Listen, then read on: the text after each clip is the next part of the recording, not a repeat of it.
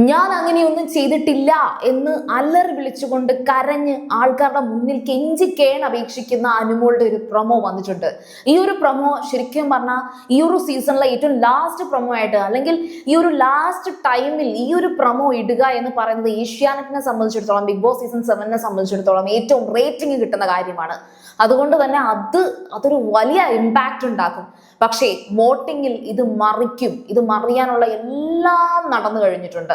അപ്പോൾ എന്താണ് ഈ ഒരു പ്രൊമോയ്ക്ക് പിന്നിൽ എന്ന് എല്ലാവരും ഉറ്റുനോക്കുന്നുണ്ട്. അതിലേക്ക് ആ ഒരു സീസണിലേക്ക് നമ്മളുടെ ഇന്നത്തെ ദിവസം എത്തിയിട്ടില്ല എങ്കിലും പ്രൊമോ നമുക്കൊന്ന് നോക്കാം. അപ്പോൾ സീരിയൽ ഗ്രാമം നിങ്ങൾ ഫസ്റ്റ് ടൈം കാണുകയാണെങ്കിൽ ചാനൽ ഒന്ന് സബ്സ്ക്രൈബ് ചെയ്യുക.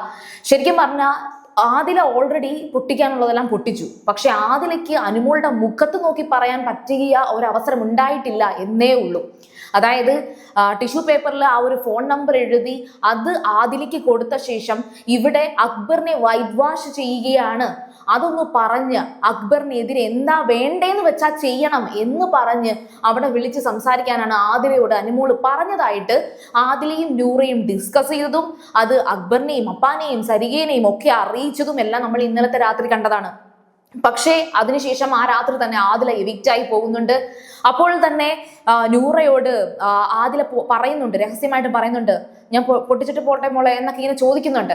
പക്ഷേ അവിടെ നൂറ അപ്പോൾ അത് തടഞ്ഞിട്ട് ബാക്കി കാര്യങ്ങൾ നോക്കുകയാണ്.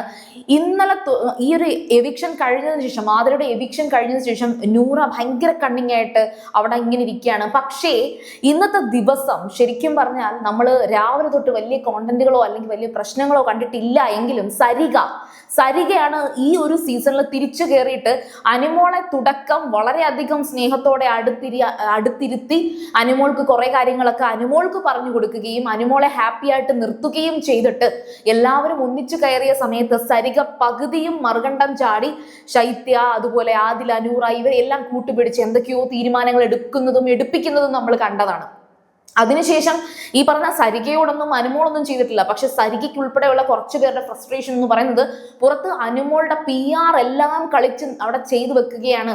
അല്ലാതെ ഈ ഒരു സീസൺ, ഈ ഒരു ബിഗ് ബോസ് സീസണിലെ ഈ ഒരു ഗെയിം എന്ന് പറയുന്നത് വെറുതെ വേസ്റ്റ് ആണ്. PR ഉണ്ടെങ്കിൽ, കാശുണ്ടെങ്കിൽ നമുക്കൊക്കെ രക്ഷപ്പെടാം. അതുപോലെ തന്നെ PR മാത്രമല്ല, സരിക പറയുന്നുണ്ട്, PR മാത്രമല്ല പകരം ഓൺലൈൻ റെപ്യൂട്ടേഷൻ മാനേജ്മെന്റ്, അതായത് അത് സരികയ്ക്ക് പറയാൻ കൂടി അറിയാത്ത തരത്തിൽ എന്തൊക്കെയോ സ്പെല്ലിങ്ങുകൾ അങ്ങോട്ടും ഇങ്ങോട്ടും മാറ്റി പറയുന്നതെല്ലാം നമ്മൾ ഈ പറയുന്ന ലൈവിൽ കണ്ടതാണ്.